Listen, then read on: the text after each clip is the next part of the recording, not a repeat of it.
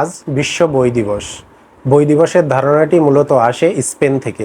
1923 সালের 23শে এপ্রিল থেকে স্পেনে বই দিবস দিনটি পালিত হয়ে আসছে। জাতিসংঘের সহযোগী প্রতিষ্ঠান ইউনেস্কোর উদ্যোগে 1995 সাল থেকে সারা বিশ্বে বই দিবস দিনটি পালিত হয়ে আসছে। 23শে এপ্রিল শেক্সপিয়ার, সত্যজিৎ রায় সহ প্রমুখ বিখ্যাত সাহিত্যিকদের জন্ম ও প্রয়াণ দিবস। তাই 23শে এপ্রিলকে বিশ্ব বই দিবস হিসাবে পালনের এটিও অন্যতম একটি কারণ বলে অনেকে মনে করেন।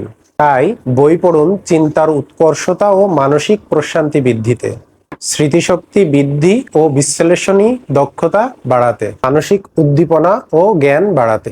2024 সালে বিশ্ব বই দিবসের থিম হচ্ছে রিড ইওর ওয়ে, অর্থাৎ আপনার যেটা ভালো লাগে সেটাই পড়ুন। নিজে বই পড়ুন, প্রিয়জনকে বই উপহার দিন এবং বই পড়তে উৎসাহ দিন। আসুন বই পড়ি, নিজেকে গড়ি।